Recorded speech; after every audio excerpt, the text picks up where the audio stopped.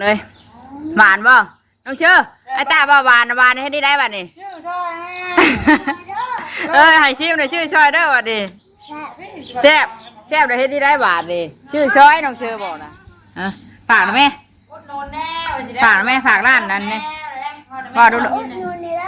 อุดหนุนยังอุดหนุนหนักใหม่เด้อไอ้ตาบอกไหมลูกตาฝากอุดหนุนเลยตาได้บ่ได้ค่ะฝากเพี้ยนี่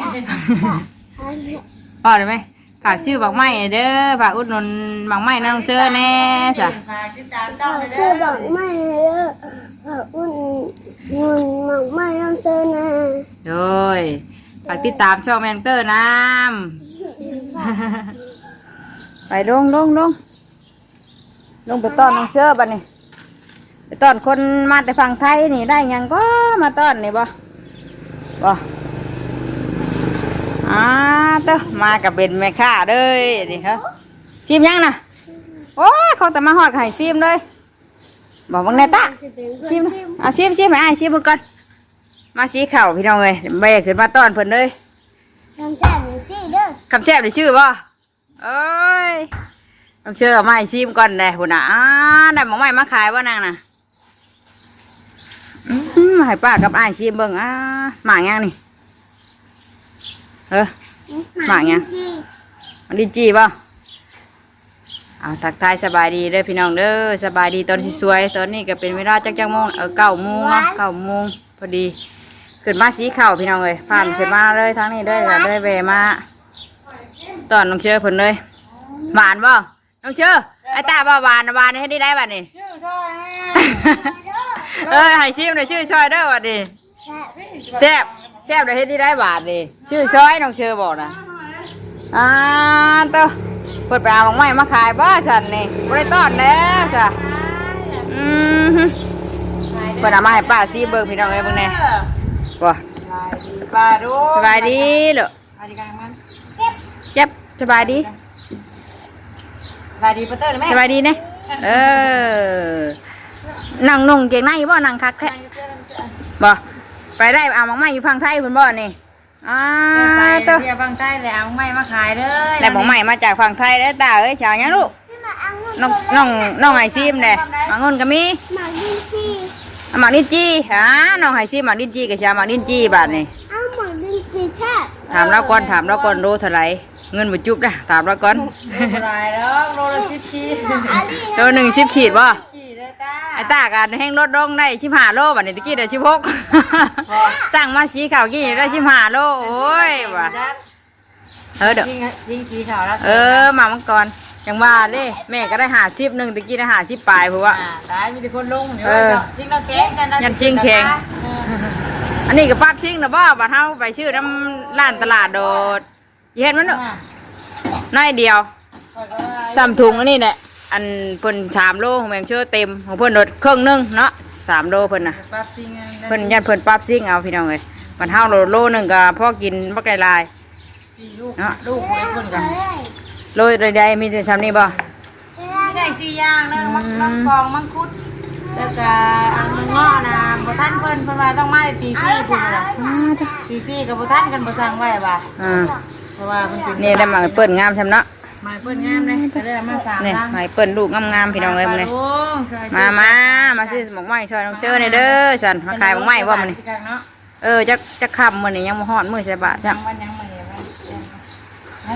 7-8 ค่ำนึงจ้ะกินบ่ดอกโอ้ยเพิ่นให้ซีมนี่นะเอาอ้ายเพิ่นให้แม่ซีมให้หนังกินนี่อ้ายซีมว่าแซ่บได้ซื้อเอาหมักดินจีนะให้อ้ายโดนึงจ้ะอ้ายชื่อหมักดินจีซอยเด้อหมักดินจีว่าตาไอ้เตยยังว่าถามแล้วดูหมักดินจีนะแม่แต่คืนนี่อันนั้นไอ้ตู้ได้แล้วหมักดินจีใช่ถามดูตัวหมักแพงมาขายแท้ริมดูจะได้ทื่นบ่ว่าก่อนขายเท่าทื่นได้หรือเปล่ามีหมักเล่าขายโลละ100ดิข่อยก็มาขายโลละ60ก็ตามเราตัวเอาครึ่งโลหั่นบ่เอาโลนึงก็ยาเอาครึ่งโลเด้อดินเด้อบ่กินลายก็ยามีหมากแอปเปิ้ลพี่น้องเอ้ยหมากมังกรเนาะแล้วก็หมากลิ้นจี่หมากองุ่นแซ่บบ่แซ่บแท้อยู่แซ่บก็เอาครึ่งโลบ่ต้องเอาหลายจากโลนึงครึ่งโลว่าตาต้องเอาหลายดอกบ่กินนะก็ได้ครึ่งโลดอกบ่ต้องเอาดอกนี่เลยพี่น้องเอ้ยหมากองุ่นกับหมากงามเลยเบิ่งค่ะ หนางงกับงามๆเลยเป็นการเขียวของ งนโลเท่าไรเสียงน ดูแล้ว60%อืม ที่ว่าขายว่า15เลยมันน่ะขายมันบ่ได้ ได้ขายอยู่บ่ค่ะตื่นเช้ามานี่ ขายไปหาแม่เจ้าแล้วแม่ซิโนลามังอันนี้2โล อันนี้เป็นจีนะ จริง ปุ๊บหมางนกันงามๆเลยงนบางไงบางไง จริง จีองนมังกรแก้วมังกรแล้วก็แอปเปิ้ลเนาะอืม สี่ย่างว่าอยู่ค่ะไปพระท่านเพิ่นว่าเพื่อเข้าไป เข้าไปก็สวยเลยติ เข้าไปกระซวยเลย อืม ต้องสร้างเพิ่นบรรณาต้องสร้างเพิ่น มีเบอร์เพิ่นนะบ่เอาเบอร์เอาหยังเพิ่นไว้เลย ได้เด้อ ใครได้รับสันเฮาจังโทรสั่งไว้เนาะ บรรณาสร้างเพิ่นเอาสร้างแล้วจังไปเอาก็ได้แล้วว่าเพราะว่าคันว่าบ่สร้างนั้นบ่ได้มันบ่มีหน้าห้านน่ะ โยว่ายันว่า มี เพิ่น แต่คนแบบ ก็ ว่ามั มี นรอเอาอยู่รถเด้อสินะ เพิ่นไปเอาอยู่บนเพิ่นบ่แต่เก่าไปเอาแต่อยู่รับเอาอยู่ในเมืองสวรรค์นี่เนาะมันนี่เอาอยู่ฝั่งไทยเลยพี่น้องเอ้ย แต่ว่ามัน มาใส่ของไทยได้บัดนี้ ของใหม่ฝั่งไทยได้นี่ ผลไม้ฟังไทยหมดแล้ว ผลไม้ฝั่งไทยมาฮอดได้เด้ออยู่หน้าห้านหน้าเฮือนน้องเชอมาอุดหนุนซอยดาวแน่ เนาะแหนเหลือแก้มก่อนคุณ เจ้าของก็กินอยู่พุ่นน่ะ เชิญแม่ขายเพื่อสิ อาตาสิหลังจากกันว่าสิเอาเครื่องโลสิวาวเลยได้ อิ่มได้วาวเลยนะบัดนี้ อันว่าเพื่อสิอันลูกค้าเพื่อสิซื้อกับเจ้าของตู้กินจน เจ้าของเอาชูกินได้ว่าอิ่มได้ลูกค้าสิบ่ชื่อเลยแล้ว จนอิ่มเลยไม่ได้มันเปื้อนอะไรกันเชียวมันเหนียว บ่ได้เลย ล้างมือไป ได้ชื่อซอยดาว นี่ของขนมมาฝากอาตา มียังมาฝากนะได้ไปฝั่งไทยนั่นได้อย่างนี้มาต้อนนี่บ่ ตาไปไอ้โต้ถุงนึงกินนี่ ได้ขนมนะ แม่โต้ถุงนึงไม่ไอ้ตาถุงนึงจ้าเหมือนกัน มื้อแน่น้องได้ขนมฝากนะ เนี่ยขนมนี่ก็มีเราซื้อน้องวาดให้น้องวาด อ่า เอาน้องวาดก็ได้เลยเนี่ย ตัว น้องวาดจ้า ไปต้อนน้องวาสนาผู้ได้สันนี่บ่ว่าสิมาต้อนน้องเชอบัดบ่น้องเชอบ่มี ไปต้อนน้องวาดผู้แด้นี่ ของป้ามีร้านกองนึงขนาดแหนมไว้ชูกันกินน้องจุกมาบ้านว่าน้องจุก จักเพิ่นมาเมื่อใดน้องจุกเมื่อบ้านย่าเพิ่นพี่น้องเอ้ยเนาะเมื่อเปิดไฟเพิ่นคืนนี่เด้อเอ้าคือเปิดบ่ได้เพิ่นเฮ็ดปิดเปิดเพิ่นมาเด้อเอ้าคือค่ำแล้วคือยังบ่เปิดแต่ว่าจักมามื้อนี้บ่ดื้อมื้อใด มาไม่เอา จักได้เธอถามผู้ใดยังบ่จักเพิ่นมาบ้านนี่ป้าโทรดิดนำ มามื้อนี้ก็ถ้ากินข้าวกันทำไมหมูมากก็ไม่ได้กินทีเดียว เธอถามเมืองดาวก่อนบ่ได้ยังของฝากน้องอ่ะลูกได้ยังของฝากนะ บุกุ ฮะ บุก มาเบิ่งอยู่ขนมน่ะดิ้นดิ้นแทนถุงน้ำเอาทาง เนาะเอาขนมมาต้อนเนาะ ตู้อยู่ได้ฝากยังมาให้ ตู้ยุยได้ยังฝากอีนี่เฮาเนี่ยบ่ได้ยังไปฝากเราเลย ในกล้วยฝากเราว่านี่ เราเนี่ยฝากมาได้เลยนี่ เอาไว้ค่อยว่า ได้ขนมอีกแล้วม่วนบ่ไปเที่ยวนะ ไปให้โต้ได้แกไปให้โต้ ยุ้ย ตู้ยุย นี่คุกกี้นี่ว่าดีเนี่ยแมนปั้นโอเนาะขนมเค้กนี่ดิเนี่ยไปที่มันตะ ชิมนู่นขนมมันลูกขนมมาจากฝั่งไทยนะแซ่บไปจ้ะ ก็อร่อยเหมือนกันนะเนี่ย แซ่บบ่ได้ตาลแซ่บเบิ่น้ำมันยังกะ อันนี้ได้ไปหาหน้าตาถุงนึงพระเจ้าไปกินกับไอ้คน ยอด สุดยอด แบ่งกันกินอันนี้ แบ่งปันกันกินหน่อย ไม่เอานี่เนาะ ขายของใหม่มันนี่ขายเบิดเด้อ น้ำตู้ไปถามเป็นกล่องช็อกโกแลตบ่ช็อกโกแลตมันเป็นช็อกโกแลตบ่ กินได้เย็บแขวได้ช็อกโกแลต ดื้อบอกน้องวาสนาเป็นมาเอา บอกได้แต่แม่ มันบ่ได้มีแนวบูดแนวหยังบ่ จังหวะมันมีอาหารทะเลแล้วอ่ะมีอาหารเด็กอ่ะนี่เสร็จต้มเสร็จกินแล้วต้ายิ้วเข่าเลย มุกหน่อไม้ได้ค่ะบ่ได้เอาขึ้นมาบ่ได้บอกป้ากับมุกหน่อไม้เพราะฝนตกเขาได้รถ เดี๋ยวต้องหา ไฟใหม่หมอกนะโทรหาเราด้วยค่ะ นี่ได้แล้วคือมาแนมเรื่องเลยเนี่ย เดี๋ยวคอยไปเอาข้าวมาให้ไปชี้ข้าวเลยข้าวคอยได้เอาได้บัดเมื่อผู้ได้คอยจะเอาเมื่อเลยเดี๋ยวไปเอาข้าวเจ้าก่อนชี้ข้าวให้แม่น้องเชื่อเพิ่นความชอบนึ่งพี่น้องเลยยังเตอเอารถจักรมารถซาเด้งกับพี่อันคันเด้งมันฮักว่าลุงว่าไปชื่อใช่แม่เพิ่นไปชื่อใช่ทะไรลุงแพงว่าเป็นล้านพุ่นแล้วสิได้ว้าวยาซะจัง ไปชื่อน้ำมันใช่รถจักรได้เอาไปว่ะ เดี๋ยวตัวน้องวินขึ้นมาขายช่วยกันได้เบิ่งช่วยกันได้อันวินได้ป่ะเอาไม่มาขายบด4-5,000เลยหาก็ได้4-50,000หนึ่งไว้ ที่หาชิพันกีบดิมาชื่อ50,000 บาทบ่ เป็นเปียเป็นร้อยเอากันรู้ว่ากันเลยวันนี้ว่า บ่จันเอาไม้รอบนี้โดดบ่กล้าสั่งแล้วเลยว่าขายตัวนี้เบิดก่อนว่ะ ฟังเบิ่งก่อน ว่าสิเอาพวกอันน้องกองเงาะอันนี้มันสิทึกเนาะบ้านเฮากับพวกกินน่ะนะยังโลละ30โลละ30ไปกินได้แต่ว่า คือว่าเงาะคือน้องกองก็คือนั่นเนี่ย แต่ที่ตามเกตมันนั่นเนาะ มันก็เบิ่งลูกมันแน่บะเบิ่งอันนี้มันแน่มันก็ลูกงามอยู่ เป็นงามเงาะเนี่ย มันงามบะมันกว่าของใหม่ พุ่นแหละ แล้วมีบ่ พุ่นแหละแล้วว่าเดือนหน้าประมาณเดือนหน้ากลางเดือนหน้าพุ่นนั้น เงาะบ่ มากลำไยแล้วว่าเอาบ่บ่ลำไยบ้านเฮาบ่ค่อยมีในปีนี้ว่าเนาะ แม่นแล้วก็บ่เป็นลายเนาะปีกายนี่ลายในปีที่แล้ว แล้วมารับกันอย่างนี้เดี๋ยวเอาว่ะเอาอย่างก็เอาไว้ก่อนนะมีเงินมาจัก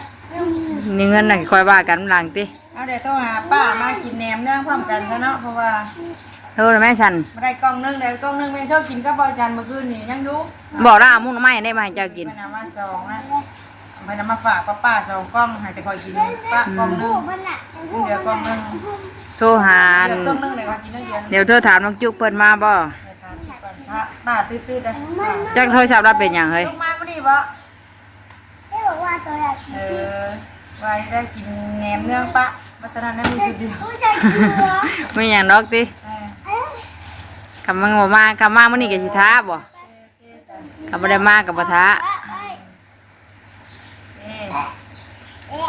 บ่มีดอกแบบนั้นนะจ้ะวันนี้กล่องนึงก็ได้สิท้าช่วงแรงช่วงบ่ายก็ได้ก็กินบัดยังลงมาเพิ่นนะ บ่ได้มาบ่ แม่ย่าเฒ่าเพิ่นบ่สำบายก็ได้อยู่ก่อนว่า ว่าบ้านนี่ว่าป้าโทรถามว่ามามื้อใดจุกยังบ่จักเพิ่นอ้าวต้องคือสิหึงอยู่ดอกว่ะเพิ่นเมื่อเยี่ยมแม่ย่าเพิ่นพี่น้องเอ้ยเนาะแม่น้องอินเตอร์ เดี๋ เพิ่ ยวน ถ้าป้ามากินได้ปะ หาป้ามาก่อนจริงๆฉันพอดีแล้วก่อนไปเอาข้าวเลย เอิ้นแล้วโตว่ะนะสิมีน้อยเดียวอ่ะ เรามากินน้ำกันฉันเนาะเอาแบ่งกันกับเจ้าคมแบ่งนั้นมันหน่อย เด้อเชิญอยู่ได้ก็มีแกป้า ไม่ได้ไปหาหน่อไม้ จะรอเฮ็ดได้บ่มีได้มุกก็ไม่ ป้าละมุกเอามุกกับว่าย่างไปทางหลังบ้านเราย่างกลับมาไฟใหม่หม้อยับ โอ้ยว่ะมุกหน่อไม้อากันมุกหน่อไม้กับป้าว่านี่พี่น้องเลย ต้มเส้นนี่แหละตู้อยู่แล้วเส้นให้อยู่ในพุ่นเด้นี่ของน้องบ้านนะเส้นก็ประมาณนี้แหละทำกันแล้วให้ทำกันก็อยู่ประมาณนี้แหละประมาณ19ห่อ เราเขียนชื่อบ่นะเราเขียนชื่อตัวลาวบ่นะ ภาษาลาว นี่นะหลายอยู่หลายห่ออยู่ เขียนคือเก่านะ แป้งนะเดี๋ยวแม่โตลืมแป้งนี่ทางของน้องบ้านตัวนี้ แบ่งแล้ว ได้กินยังหนูได้ยังน้องตอนน้องช็อกโกแลตมาให้ไอเตอร์กินน้ำแน่เมื่อได้ไอเตอร์อยู่เพื่อนผมมาให้ไอเตอร์กินน้ำไหมเด้อมาให้ไอตากินได้ได้ไอตาไปน้องเตอร์นั้นห่านข้าแขวไอ้ได้ห่านกินได้แขวเฮียน จกไปเช็ดใจนั่นได้แช่นมงัวกินเลยนะแช่บ่ เอามาชิมมั้งมาให้แม่ชิมไหม มันเชื่อ เบิ่งหามาป้าชิม มาจ้างไปทำในชื่อเลย เข้มกับป้าชิมหรอกเข้มน่ะมาเบิ่งเนาะ ชื่อมานานเพิ่นไปย่างไปแมคโครเพิ่นไปเห็นชีสอันนี้แหละลิ้นเห็นน้ำโทรทัศน์นะแซ่บน้ำโทรศัพท์แซ่บไปซื้อมาเกิด เวลา อั อั น นน้องดิ้นไปฟังไทยนะน้องดิ้นสิชื่ออันว่ามีหยังก็ไอเตอร์ว่าน่ะมีหยังอันเพนดินน่ะ คาแรคเตอร์คือสิมักจัก อันเพนดินชื่ออันนั้นมาดินว่าเนาะเผื่อได้เว้ยว่ะไปเด้อไกลชื่ออันนั้นมาดินเยอะว่ะมีหยังหนกเบิ่งอันนี้บ่นุ่มงัวนี่ จะกินแบบไหนก็กินได้เลยสิได้ มึงในเพิ่นบีบนะมันเป็ดบ่เดา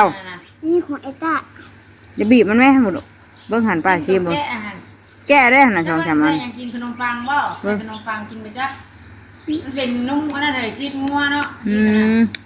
อันเนยแข็งบ่เพิ่นชีสอันคิมชีสบ่ มันเป็นอันใส่มีหยังมาจักนี่บ่ ใส่กับข้าวกับน้ำไปจ้ะ มันบ่แม่นกินด้วยไปจัก เกือบ200ได้100ไป100ตก100ไป10กว่าบาท อ่านบ่รู้บ่มีบ่หนังสือไหมนี่ ว่าในลิ้นได้น่ะแม่ชื่อว่าได้น่ะมาวันช่างขนมปังใช่เด้อ จ้ะมันต้องทากับหยังมาจักโดนี่บ่แม่นกินแบบนี้ไปจักน่ะมันเค็มเพิ่นว่ะ เพิ่นว่าเป็นเนย นี่เด้น่ะอ่านเบิ่งก่อน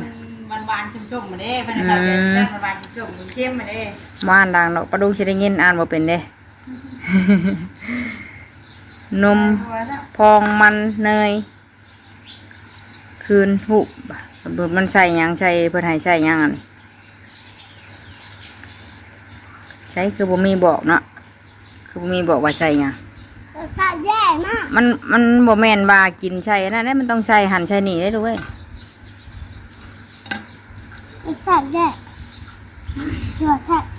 เอ้ามันต้องใส่หยังมันก็บ่แซ่บแล้วอะ มันเค็ม กินได้4ครั้งต่อกล่องบ่กิน4ครั้งพุ่นได้จังเบิดนี่จักได้แล้วก็ มันกินได้ตลอดละ เอาใบก่อนหนูใส่ตู้ใบก่อนเด้อ ในตู้มันไปมันเปื่อยอ่ะ เอาไปใส่ตู้ใบไปดูไป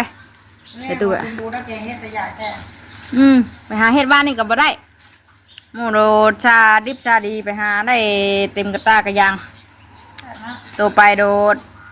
พอสิได้เก่งก็บ่ได้พอได้อ้อพี่น้องเอ้ย ธรรมดานั่นพวกเป็นซาซิ่งมาแล้ว อันแม่ไอ้ก่อนเพิ่นเก็บเฮ็ดบายให้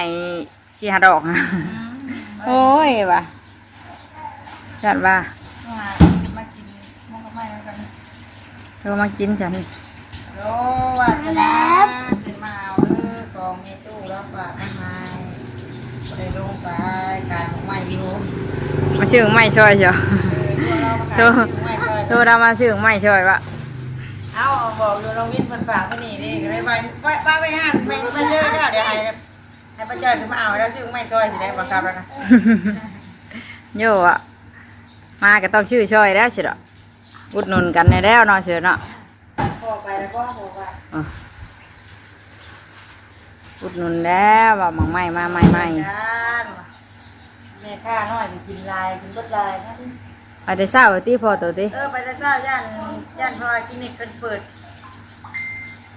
อันนั้นว่าเปิดครึ่งมื้อแล้วย่านต้องไปแต่เช้ามันกินช่วงเที่ยงมันจะ น้องนั่นแล้วข้างอยู่พุ่นบ่ สองน้องเพิ่นข้าง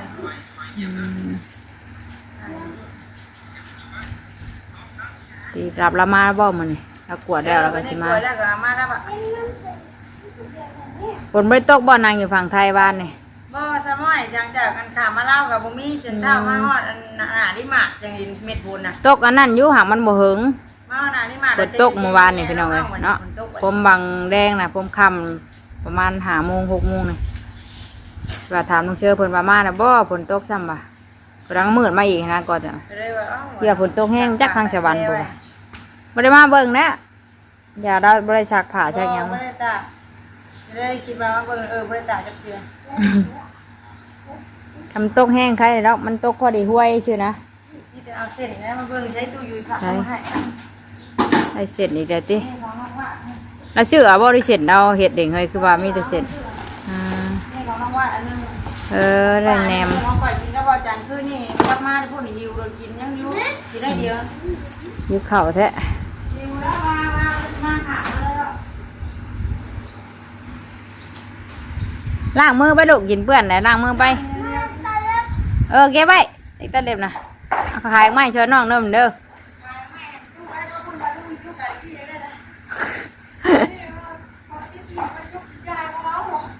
จะม่อยอยู่ดิเอ้ยเนาะมาปลาลุงมาซื้อหมองไม้ช่วยแน่เนาะหมองไม้หน้าห้านต้องเชื่อเด้อเนาะใครอยากได้หมองไม้มาเวมาเบิ่งมาชมกันได้ปลาดุงเลยเนาะมีแต่หมากไม้งามๆเลยขายลูกขายเลยเนาะว่า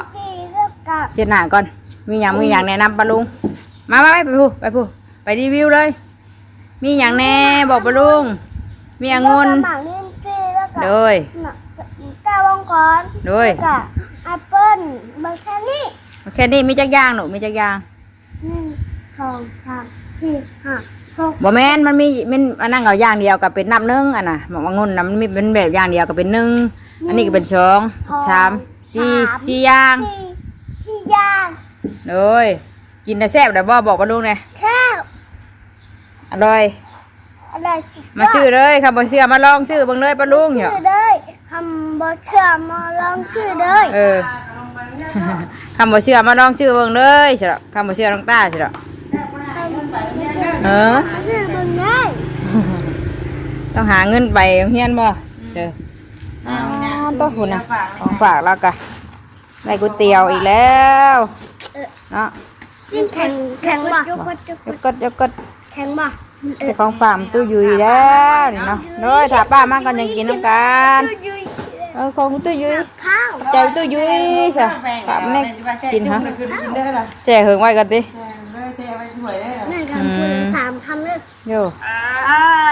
ได้เปื่อแห้งอันแล้วสามมื้อต้มกิน เนี่ยน่ะแบ่งกันเดี๋ยวจะแบ่งกันแม่น้องโต้บ้างแต่แม่น้อง ปั่นกันพูดละห่อพูดอะไรมาต้มกินเนาะ เพราะว่าพี่น้องหลายคนเนาะ หลายคน แล้วนะ เบิดกันเบิดดอกด้วยไปฉันเดี๋ยวแม่จะไปเอาข้าวก่อนเอาข้าวมาให้แม่เจ้าไปเอาข้าวมาให้เจ้าแล้วกับบัดเมื่อจะเอาเมื่อเริ่มข่อยแล้วของข่อยนะของเจ้ากำลังสีพี่สิแล้วแล้วบัดนี้อ๋อ ข้าวมาจะกินข้าวกัน หาป้าขึ้นมาก่อนพี่น้องเลยเนาะมากินอย่างของปากเพิ่นแหนมบ่แหนมเนื้องใช่บ่แหนมเนื้องแม่น้องอินเตอร์เพิ่นผัดอยู่บ้านแม่ย่าให้ท่านได้มาเนาะ อดกินเพิ่น เพิ่นแหละใหม่เพิ่นแหละเอาไปได้บางไม้บางอย่างก็มาเบิ่งมาเลือกได้พี่น้องเลยเนาะพุ่น มาถามได้ลุงมาถาม พุ่นน่ะเพิ่งมาถามโลเท่าไรก็มาเบิ่งกันเลยยังอยู่ได้เรายังมาออกตลาดนี่เด้ ก่อนโลนึงเด้อถามมา มีแต่หมากใหม่งามเลยนี่หมากตัวใดมันเน่าก็เลือกออกเน่า เน่าก็มองแล้วมันสิซ้ำ เฮ็ดเปื่อนก่อนลูกไปฉันเดี๋ยวแม่น้องเตอร์จบคลิปก่อนอย่าไปเอาอันว่าเข่าก่อนพี่น้องเลยเข่ามาให้แม่น้องเชื่อก่อน นั่นดามมันไฟจมกี่ห่อในดินวะมีคนกี่ห่อนี่วะไปสวัสดีป้าดุ้งแขกป้าลูกป้าจบคลิปแล้วสวัสดีเด้อป้าดุ้งเด้อสามมาต้อนน้องเชื่อนี่โอ้ยไปแล้วสบายดีพวกกันอีกคลิปหน้าพี่น้องเลยโดย ทำมาได้สบายดี สบายดี สบายดีตาดู โดย ฝากแน่ฝากแน่ ฝากนะแม่ อุดหนุนแน่ว่าสิได้ ฝากนะแม่ฝากร้านนั้นเนี่ย พ่อดู อุดหนุนเด้อ อุดหนุนหยัง อุดหนุนหนักใหม่เด้อ ไอ้ตาบอกไหมลูก จ้าฝากอุดหนุนแน่จ้าฉันบ่ได้ค่ะไปเรียนนี่ บอกได้ไหมฝากชื่อบักไม้เด้อฝากอุดหนุนบักไม้น้องเสื้อแน่จ้ะ ฝากติดตามช่องเลย ชื่ เด้ อ อ บอกไม่เด้ออุดหนุนหนักใหม่ยังเซนะ โดยฝากติดตามช่องแมงเตอร์น้ำกดไลค์กดแชร์ให้เด้อจ้ะ ก็แชร์ให้เด้อ โดยไปแล้วป้าลุงสบายดี สบายดี โดยไปตู้หาตู้ครับไปใช่ไปลาได้จ้ะพี่น้องเลยเนาะไปสบายดีฝนตกประเดดมันนี่เนาะว่าเนี่ยฝนตกมีประเดดแล้วทนแดดเห็ดปากเปื้อนแท้ลูกเช็ดแน่